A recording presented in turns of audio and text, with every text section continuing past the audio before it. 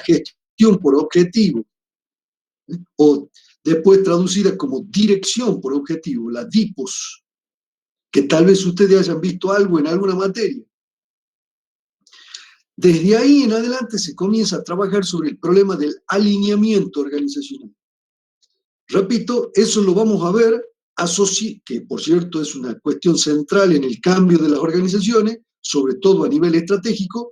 Vamos a ver cómo lo resolvemos cuando veamos Hoshin Kanri sobre todo. Perfecto.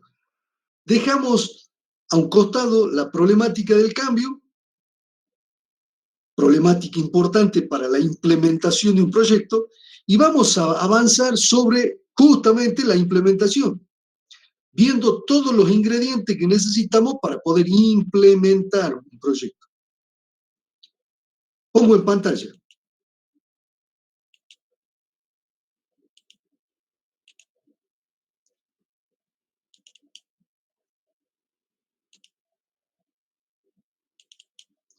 Bueno, veamos la problemática de la implementación. Arranquemos con el desarrollo de la estrategia. De arranque, sabemos que el plan necesita objetivos. Vamos a ver que es importante que esos objetivos, cuando son varios, cuando se trata de una organización importante, agrupemos esos objetivos en lo que denominamos ejes estratégicos. Pero por otra parte, como ya hemos visto cuando vimos diagnóstico, necesitamos distinguir entre objetivos y metas. Esa distinción ya la hemos hecho, así que vamos a avanzar rápidamente. Bien, avancemos primero con el análisis de los objetivos. Ya hemos dicho que los objetivos son derivados de la misión, de la visión y de los valores. Y también hemos señalado que para valorar la coherencia de esos objetivos, se le puede aplicar una regla mnemotécnica que se llama SMART, que como dijimos en inglés significa inteligente, SMART. Bueno, las siglas son la de estos aspectos que hay que verificar para validar o para ver cuán coherentes son los objetivos de una organización. Por cierto, esta misma herramienta la podemos usar si queremos validar los objetivos de un proyecto. Así que la herramientita es interesante. Bien, cuando hablamos de SMART, ¿a qué nos referimos? A que tienen que ser específicos. Es decir, no pueden ser objetivos generales, no pueden ser objetivos tan grosos como, supongamos, no sé,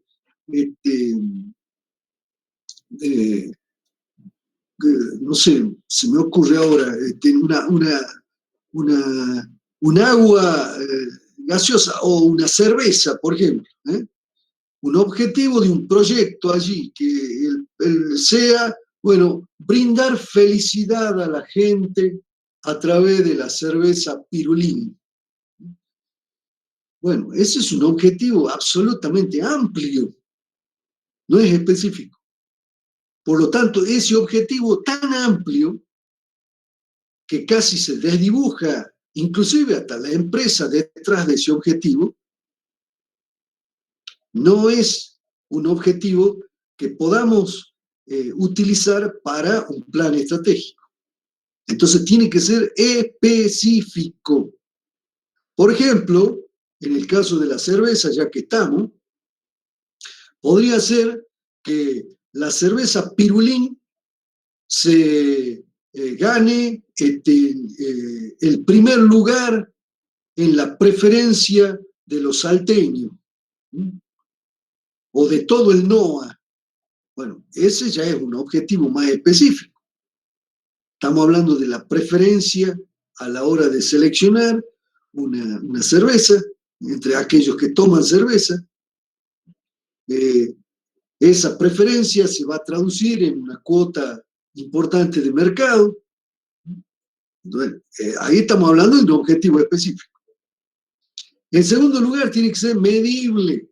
Y ya lo hemos repetido, perdóneme que lo vuelva a machacar. Lo que no se puede medir no se puede controlar, y lo que no se puede controlar no se puede gestionar. Todo objetivo debe ser medible. Vamos a ver que esa medición la podemos hacer a través de las metas, pero en principio tiene que tener atributos como el objetivo, como para que a través de las metas podamos medirlo, cuantificarlo. Tiene que ser alcanzable, no puede ser una utopía, no puede ser una carta a los Reyes Magos, algo inalcanzable. Por cierto, no puede ser tampoco facilongo, tiene que tensionarla la organización. El objetivo tiene que tensionarla, buscando el cambio, pero tiene que ser alcanzable. Por otra parte, también tiene que ser realista, debe tener bases. La empresa tiene que tener capacidades y recursos para poder dar el salto y alcanzar los objetivos. Y además, estos objetivos también deben ejecutarse en el tiempo, es decir, que tienen que tener un tiempo en el cual se ejecuten. Por eso se los suele llamar objetivos con un timing adecuado, con un tiempo definido adecuado. Por otra parte, esta no es la única forma de validar los objetivos. Esta es una primera. Una segunda forma de validarlo sería analizando estas otras propiedades también importantes en un objetivo, complementarias, por supuesto, a la regla mnemotécnica SMART. La primera cuestión es que estén bien enfocados. En otras palabras, supongamos que estamos hablando de una empresa comercial que fija su objetivo de venta de un producto, pero necesitamos verificar que esté bien enfocado, es decir, necesitamos enfocar que la dupla producto-mercado sea totalmente pertinente y adecuada. Un objetivo en donde el producto apunta en una dirección y el mercado en otra, es un producto que es un objetivo que está mal enfocado. Necesitamos enfocar bien los objetivos. En el caso de empresas comerciales, como decía, implica sobre todo que sean altamente pertinentes la dupla producto-mercado. Permítame un ejemplo. Supongamos que una empresa quiere producir pollos parrilleros, pero es pequeña y va a competir además localmente. Bueno, resulta que el pollo parrillero se produce por grandes compañías con economías de escala, a relativamente bajo precio. Y esta empresa es pequeña y quiere competir localmente. Entonces elige el pollo equivocado, la variedad de pollo equivocado, porque el pollo parrillero no compite localmente, compite globalmente. Salvo que hubiera alguna barrera de entrada, por ejemplo, algún costo de transporte excesivo, la empresa no podría competir con otras que trabajan con economía de escala. Estoy hablando de que la empresa es pequeña, acuérdense de los datos. La empresa es pequeña, quiere producir pollos parrilleros para el mercado local. Entonces, repito, salvo que existan barreras de entrada vinculadas sobre todo a los costos de transporte, que eleven excesivamente el precio por kilo de pollo, salvo esa circunstancia, difícilmente la empresa pueda competir. Y la pregunta es, ¿por qué? Bueno, porque está mal enfocado.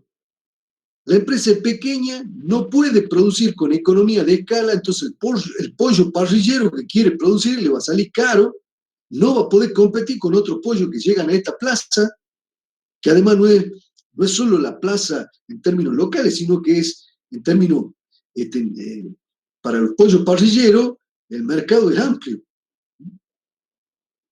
Entonces, ahí, de nuevo, lo que está fallando es la dupla producto-mercado.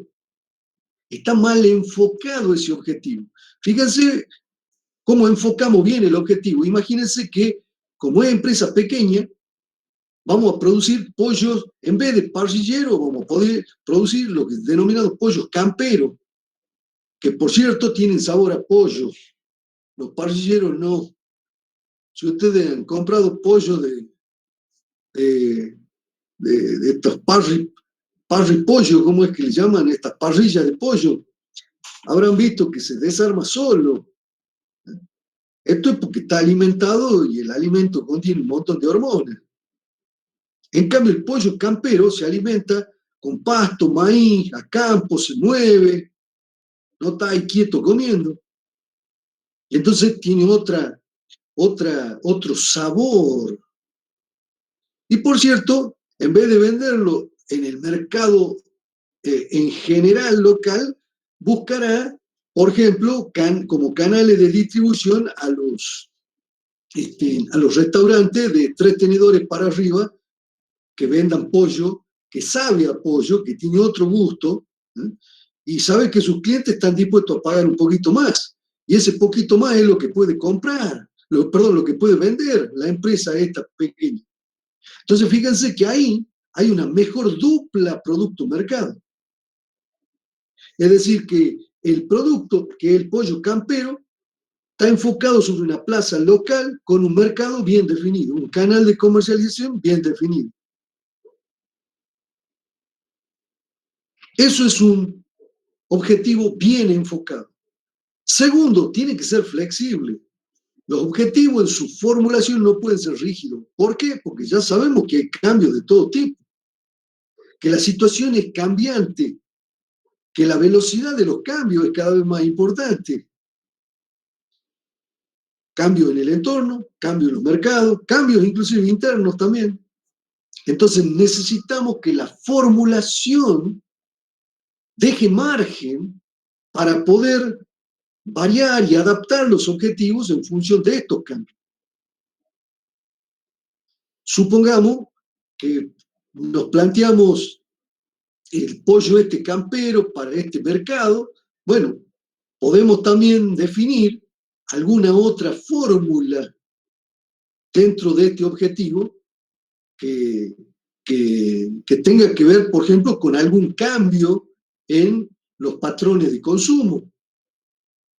Entonces, frente a un cambio de patrones en los consumos, como por ejemplo el hecho de que cada vez más hay menos tiempo para prepararlo al pollo y se prefieren comprar directamente el pollo faenado ya con los cortes hechos.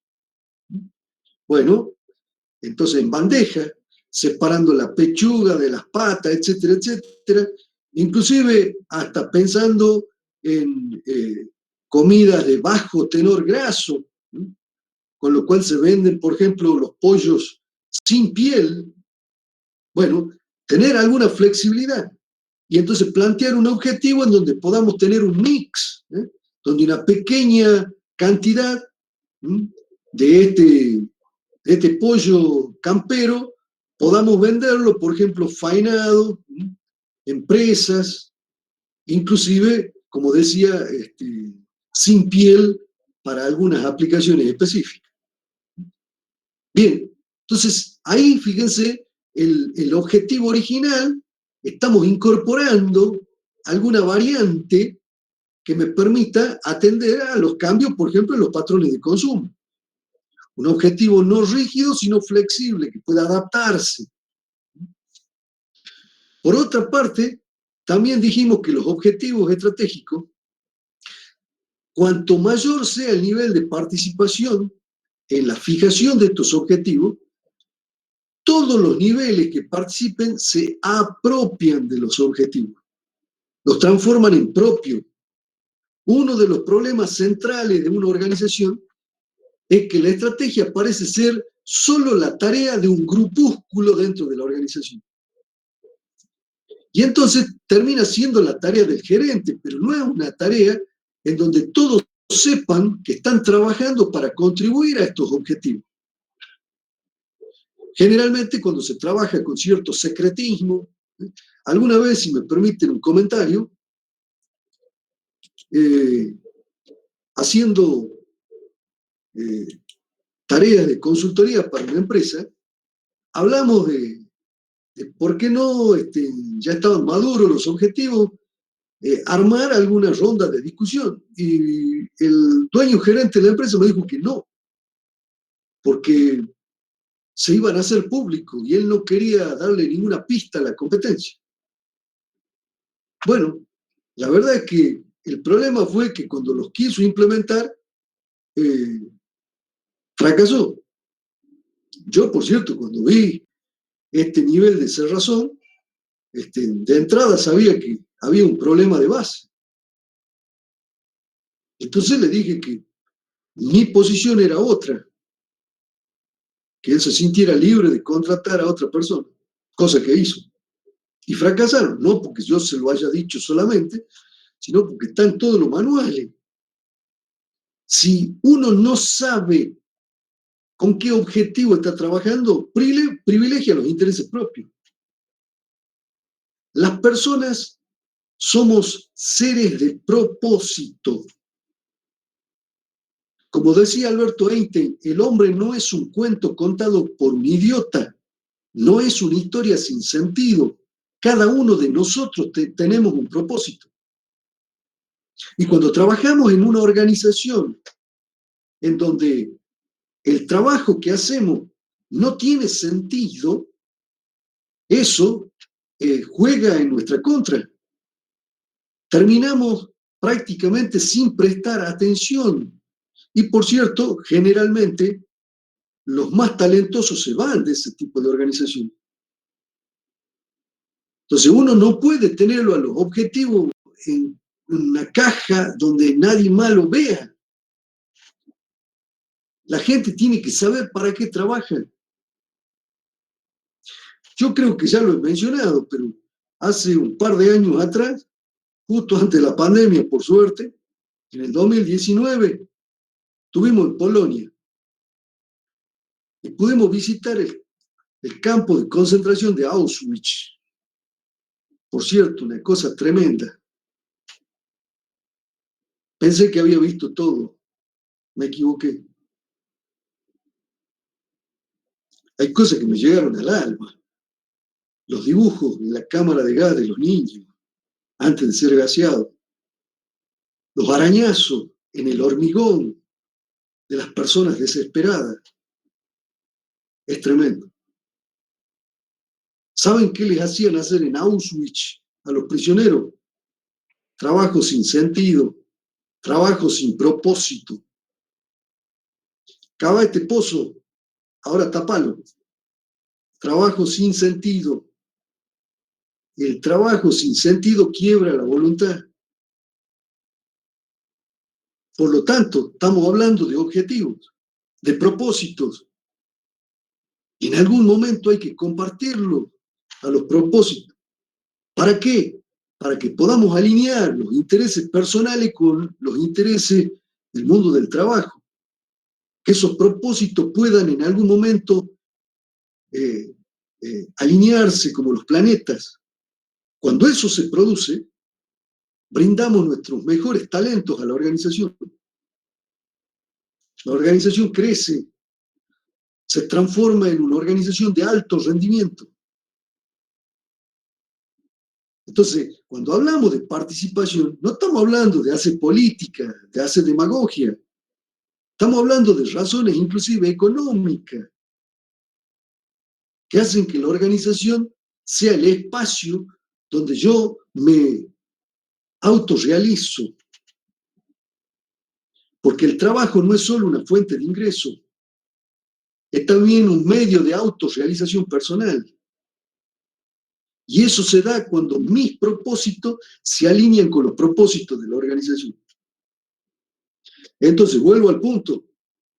Los objetivos de una organización son fundamentales, que deben además ser participativos para poder sumar a los miembros de una organización en ese proceso de alineamiento que vamos a ver más adelante cómo se hace. Objetivos. Además de las reglas SMART, necesitamos que estos sean realmente específicos, que sean bien enfocados, que sean además flexibles y por último, que abran el juego a la participación. Avancemos. Dijimos que los objetivos se pueden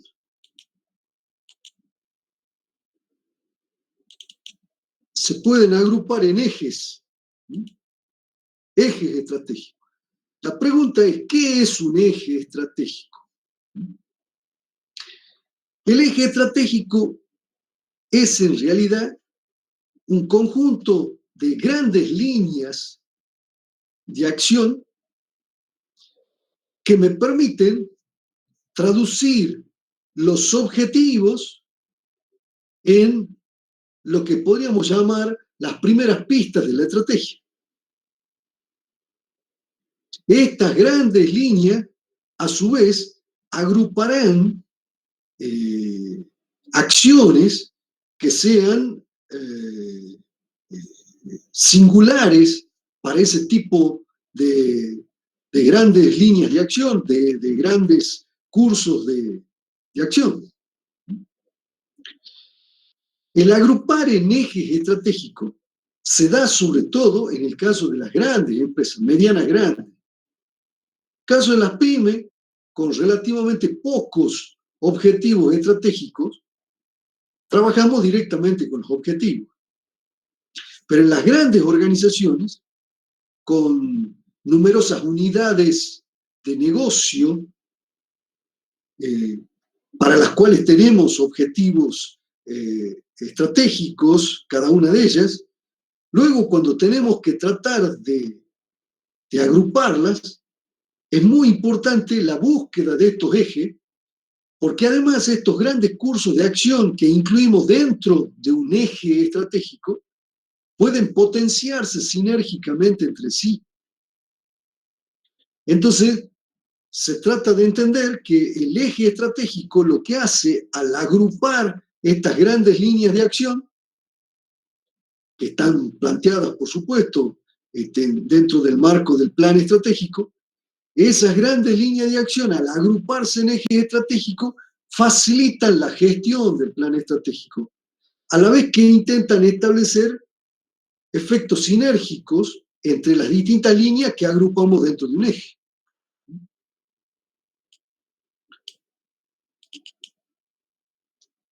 Tal vez cuando veamos ahora metas y objetivos, se aclare un poquito. Bueno, solo un detalle, recordando lo que ya hemos visto, generalmente los objetivos los hacemos cuantitativos a través de las metas.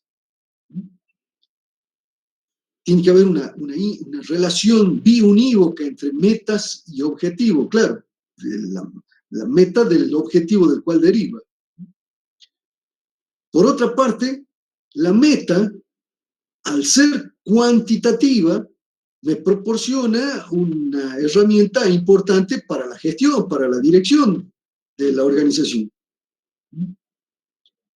Y es el paso intermedio para el logro del objetivo. Como dice ahí, las metas, ya vimos, son centralmente cuantitativas. Identifica la meta, además, el resultado al cual estamos buscando, sobre el cual vamos a trabajar. Por cierto, eso es lo que facilita el control. La meta cuantitativa que implica o conlleva o enuncia el resultado me permite el control de la organización. Una pregunta interesante y es cómo se establecen las metas, cómo se fijan las metas dentro de un plan estratégico. La meta se explicita de la siguiente manera. En primer lugar, se establece un conjunto de metas tentativas. Nos reunimos con el equipo y establecemos para los objetivos ya identificados metas tentativas. Acuérdense que las metas son cuantitativas y los objetivos no necesariamente. ¿De un objetivo se pueden derivar más de una meta? Sí. Dependiendo de la complejidad del objetivo, podemos derivar una o más metas. Por ahora, tentativas. A continuación, armamos para cada meta que hemos identificado, en términos todavía de propuesta, de borrador, armamos lo que se llama un árbol de pros y contras. ¿Qué ventaja y qué desventaja tenemos con la meta? Por cierto, a continuación, luego de hacer ese análisis de pro y contra, viene otro, que es el de establecer los indicadores para cada meta. En muchos casos, una vez que vemos los indicadores, eso nos obliga a redefinir la meta y a volver a hacer un análisis de pro y contra. Es decir, que este proceso no es lineal, sino que es iterativo. Una vez que tenemos los indicadores, esos indicadores, como verán ahí, también sirven para hacer el control de gestión. Así que no son indicadores de poca importancia. Vamos a ver además que no se trata de indicadores de naturaleza contable, sino en muchos casos necesitamos indicadores que no son contables. Y ahí se produce el siguiente problema, si me permiten, y es cuál es la fuente de información para estos indicadores. Ya la tenemos, hay que crearla, hay que sistematizar los datos para transformarlos en los indicadores. ¿Qué tenemos que hacer? Entonces, cuando hablamos de establecer los indicadores, involucra todo este análisis que estoy comentando. Establecer los indicadores significa no solo identificar aquellos indicadores que permitan cuantificar la meta y hacer el control de la misma. Estos indicadores usualmente apuntan a los resultados de las metas, resultados que al verificarse me permiten hacer el control, pero también, como decía, implica para el indicador no solo estudiar su naturaleza, sino también las fuentes desde las cuales voy a obtener esos datos que voy a transformar en indicadores. A continuación, empiezo a analizar lo que se llama el reajuste periódico de las metas. ¿Cada cuánto vamos a estudiar? Porque obviamente el obtener fuentes de datos implica costos. Necesitamos verificar cada cuánto vamos a controlar y a verificar las metas. Necesitamos entonces ver cuál va a ser el periodo de esta revisión. A partir de lo cual, digamos, habrá reajuste en los casos necesarios. Una vez que hemos verificado cómo vamos a hacer el ajuste periódico de las metas, pasamos a establecer cómo vamos a evaluar los logros, los resultados alcanzados. Aquí estamos evaluando el control, pero a ver, ¿es posible analizar de manera más precisa los resultados? Todo eso nos estamos preguntando. Una vez que hemos resuelto todas esas cuestiones, es decir, los pros y contras, los indicadores, el periodo de reajuste de las metas, cómo vamos a evaluar los resultados, sobre esa base definimos cuáles van a ser las nuevas metas. Esa nueva meta, por supuesto, son un conocimiento alcanzado que luego se retroalimentará cuando necesitemos plantearnos nuevas metas para otro plan o para nuevas estrategias. ¿Se entendió bien cómo es el proceso?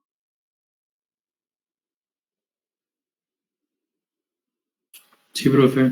Sí, sí, se entendió. Perfecto. Entonces, un detalle. Fíjense que al arrancar sobre metas tentativas, vamos en un proceso iterativo hasta que consolidamos cuáles van a ser efectivamente las nuevas metas.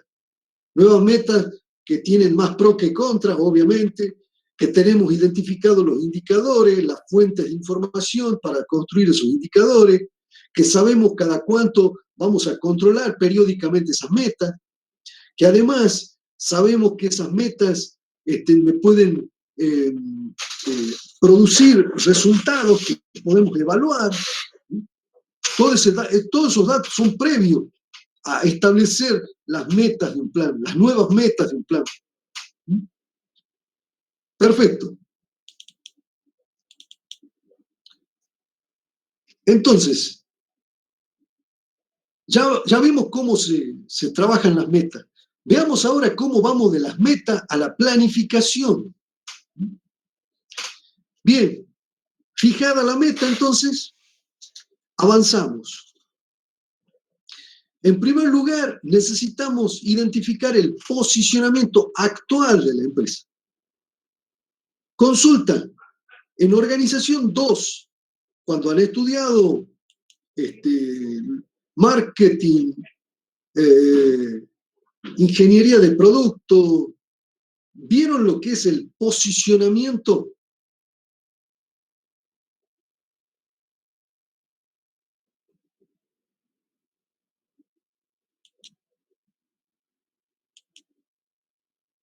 ¿Cómo definirían ustedes el posicionamiento comercial de una empresa?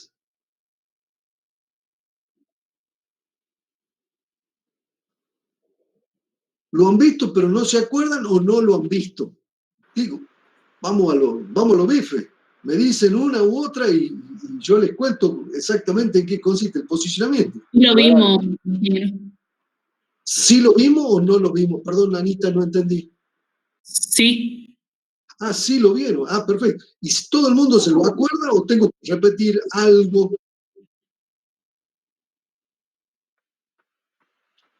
¿No era Eso, como la cuota de mercado que tiene? O sea, no, la empresa es un posicionamiento, no. digamos.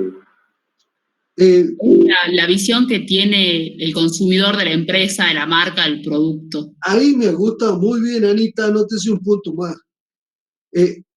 Consecuencia del posicionamiento es usualmente la cuota de mercado, pero no es lo mismo cuota de mercado. La cuota de mercado mide la competitividad de la empresa. Si el posicionamiento es bueno, esto la conduce a la empresa a ser más competitiva y por lo tanto se refleja en la cuota. Pero el posicionamiento per se, conceptualmente, no es lo mismo que la competitividad. Es lo que justamente señala Anita.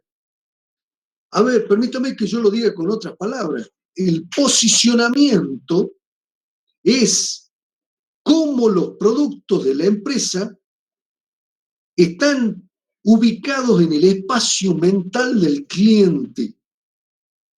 Por ejemplo, ¿cómo considera los productos de nuestra empresa?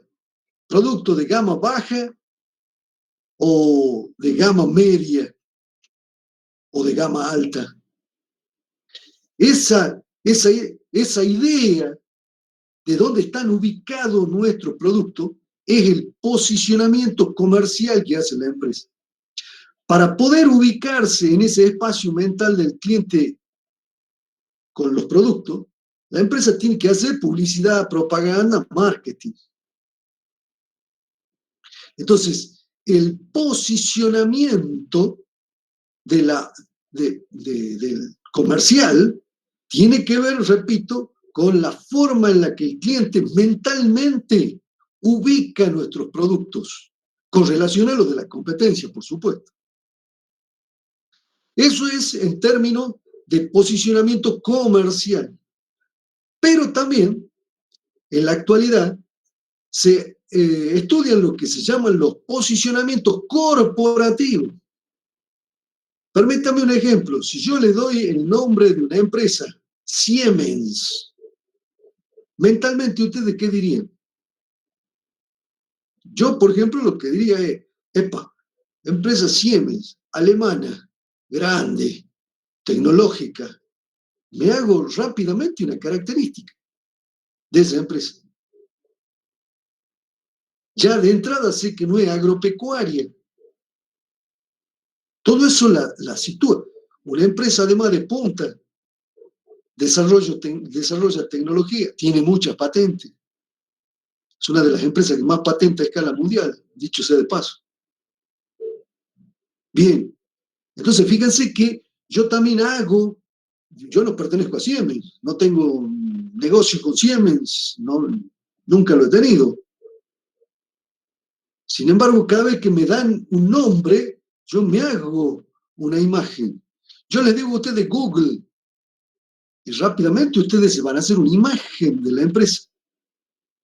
Y esa imagen, en realidad, implícitamente está comparando con otras. Entonces, el posicionamiento, en el caso comercial, tiene que ver con los productos. En el caso corporativo, tiene que ver con la imagen corporativa de la organización, que la gente percibe y que sitúa en su espacio mental. Ese posicionamiento, tanto el comercial como el corporativo, tienen que ver con la publicidad y la propaganda. Por cierto, también tienen que ver con otra herramienta muy importante que manejamos muy mal y bastante poco en Argentina en particular, que se llaman las marcas.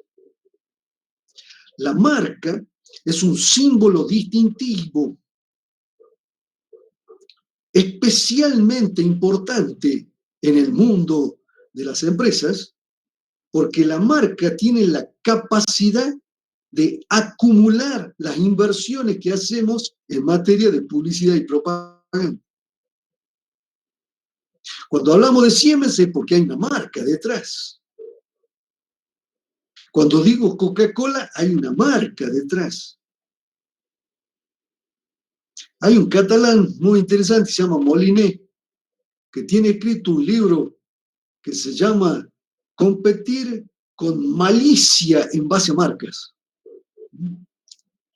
La marca es una herramienta muy importante para competir y tiene que ver con el posicionamiento del que hablamos ahora.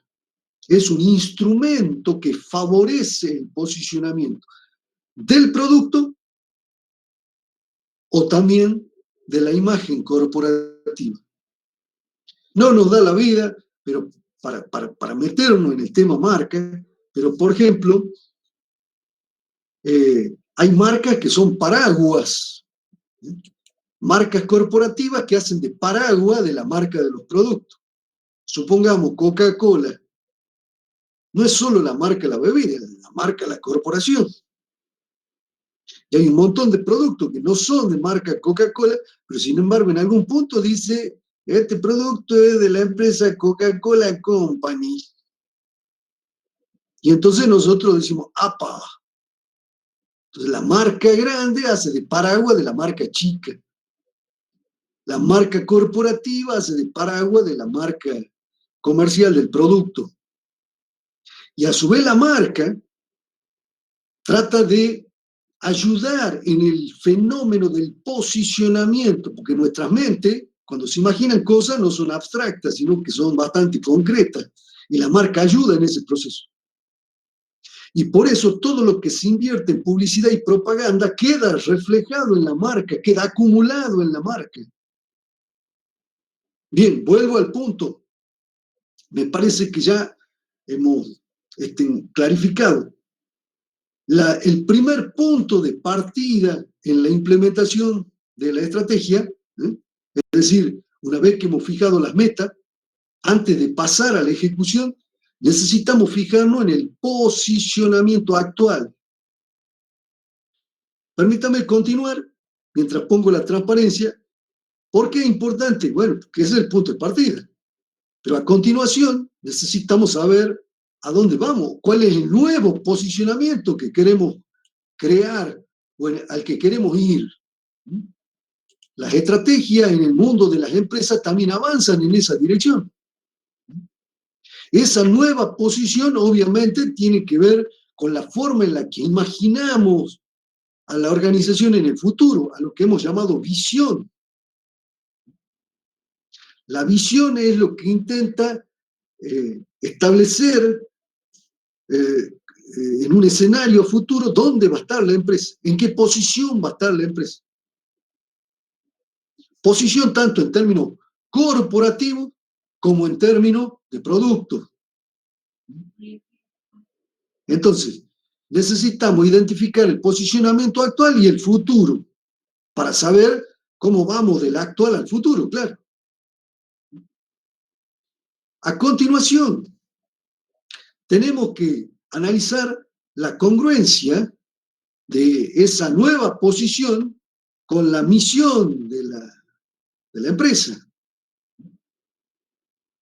¿Por qué? Bueno, porque no puede ser que esa nueva posición que nos imaginamos sea incongruente con la misión de la empresa.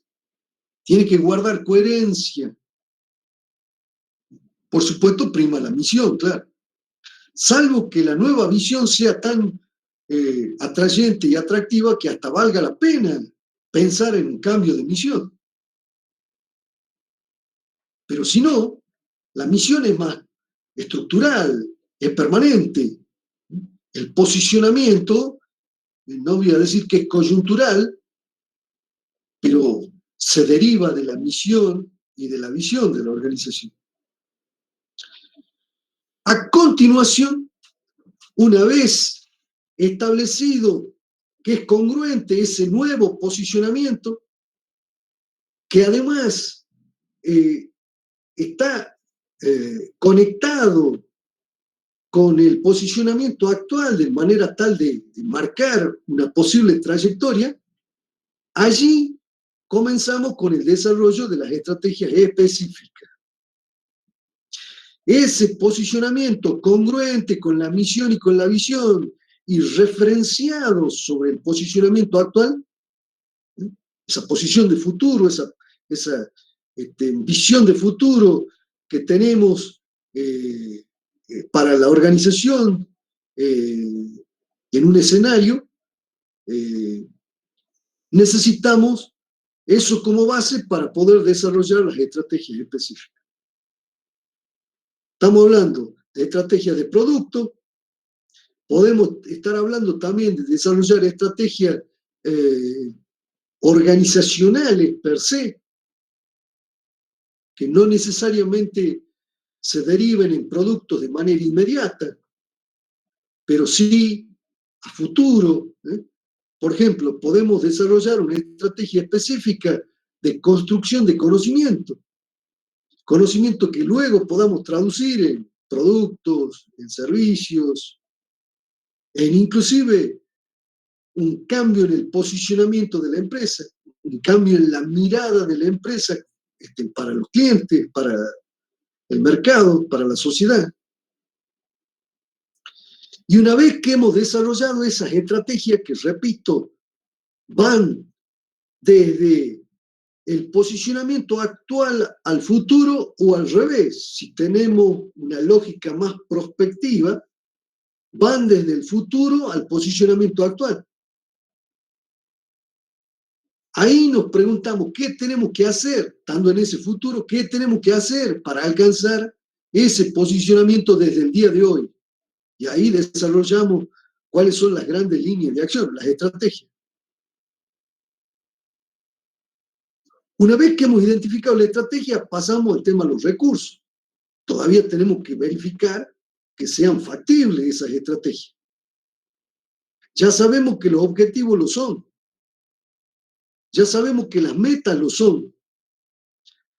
Objetivos y metas son los que me van a ayudar a definir esa posición en el futuro. Que por contraste con el posicionamiento actual, En ese contraste, en ese juego, es que podemos identificar estas estrategias. A partir de las estrategias, vamos con los recursos. Esos recursos, en algún momento, como vamos a ver, los vamos a traducir en un presupuesto y en un cronograma de acción. Sabiendo qué recursos son los necesarios, con los que queremos construir las estrategias en ese futuro deseado, ahí traducimos esos recursos en presupuesto y en un cronograma de acción. Esto es lo que en líneas generales vamos a hacer a partir de la fijación de las metas. ¿Está claro hasta ahí? Porque es importante. Como verán, son pocos los elementos, pero importantes. Estos elementos definen la forma en la que estamos razonando, estamos tratando de razonar estratégicamente, como una estratega. Ya no pensando en cómo mejoramos la operación fulana, mengana. No, eso es razonamiento operativo. Acá necesitamos razonamiento estratégico. Tenemos que levantar la mirada de los problemas cotidianos al mediano largo plazo. Tenemos que visualizar cómo nos posicionamos en ese futuro. ¿Está claro hasta acá?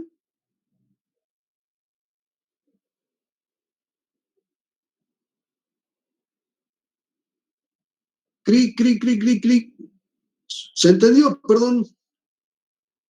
Sí, profe, se entendió.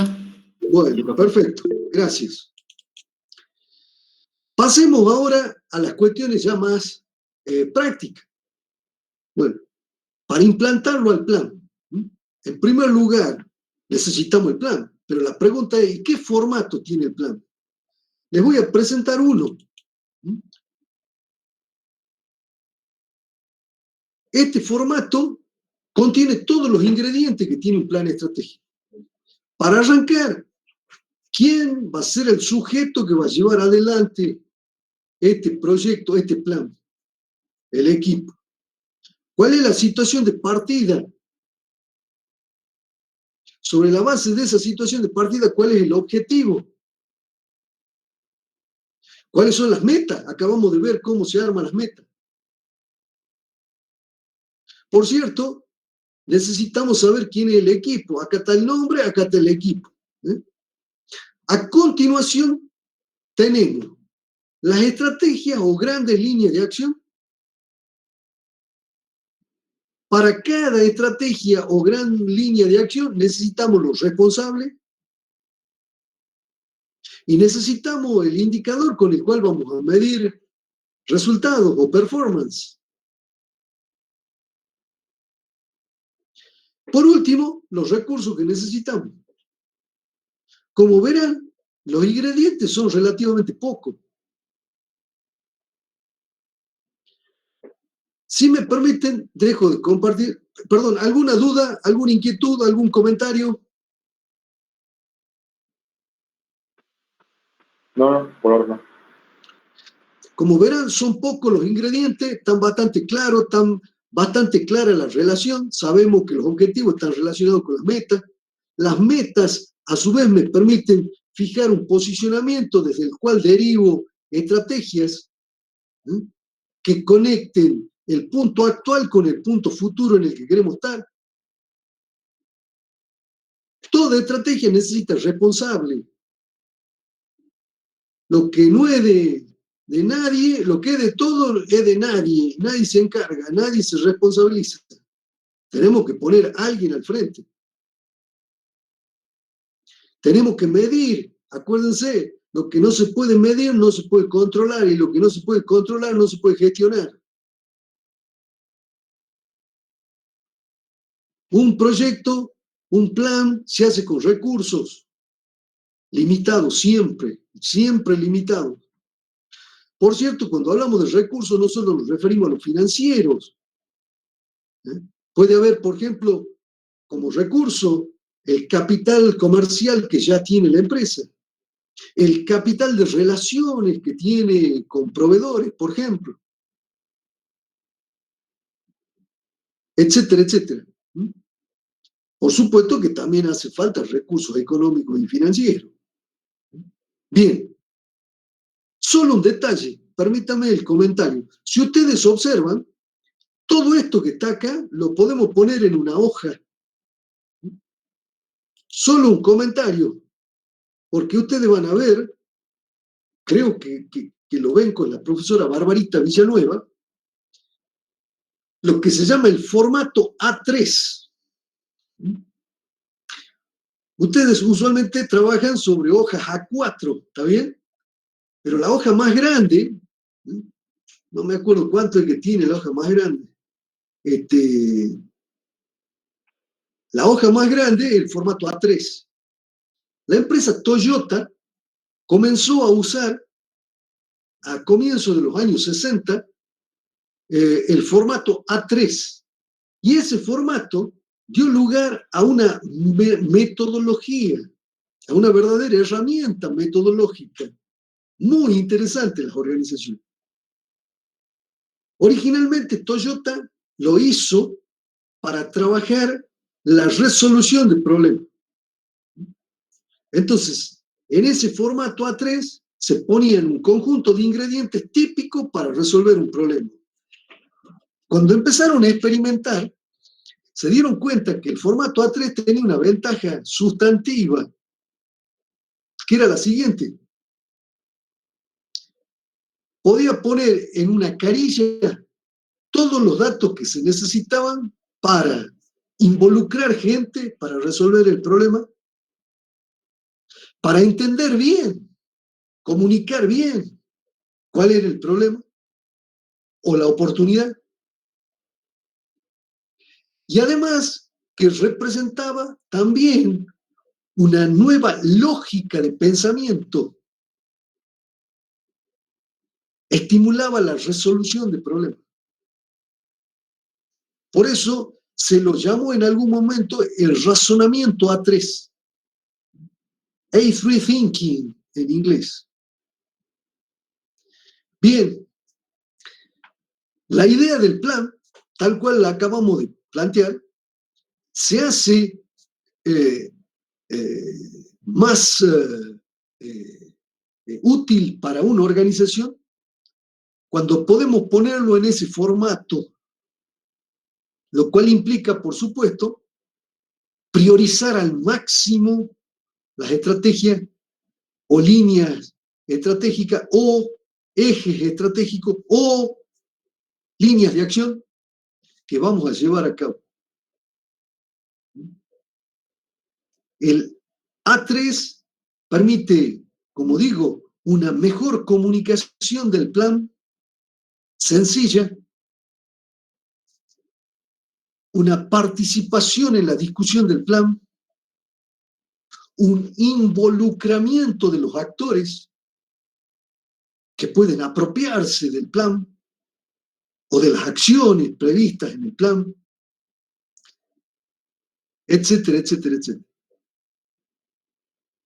El formato A3 es marca registrada de Toyota originalmente, pero hoy ya ha cruzado fronteras. Entonces, vuelvo al punto.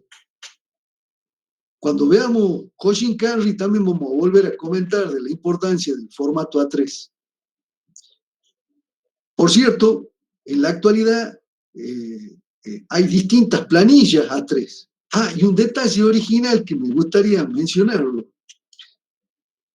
Una de las razones por las cuales se adopta este formato A3 es porque cabía en el fax, que no sé si ustedes han llegado a conocer.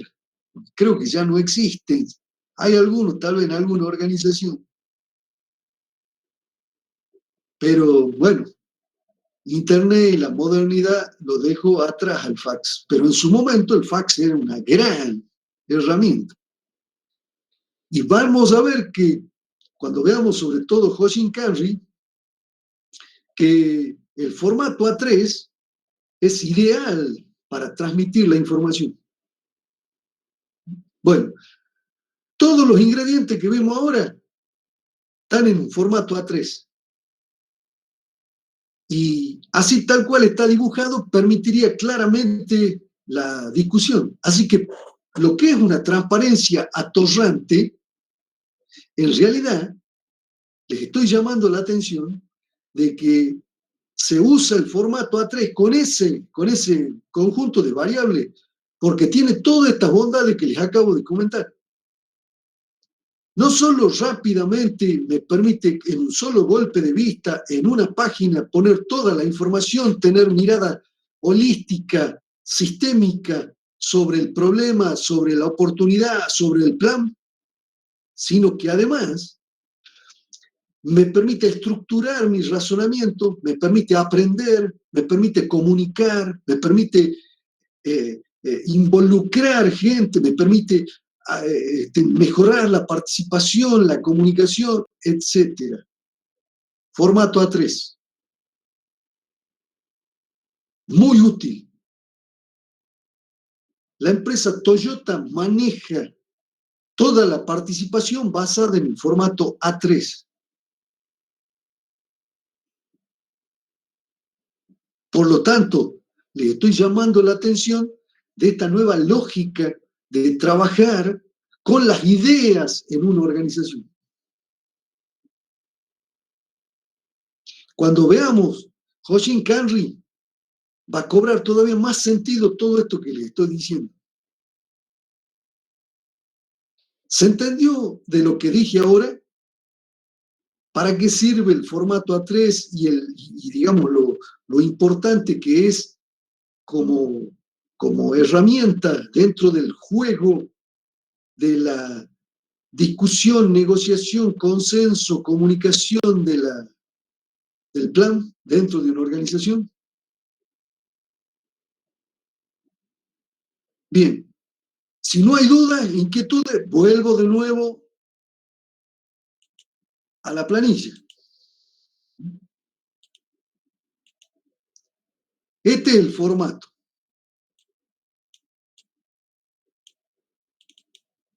Veamos ahora la planificación anual.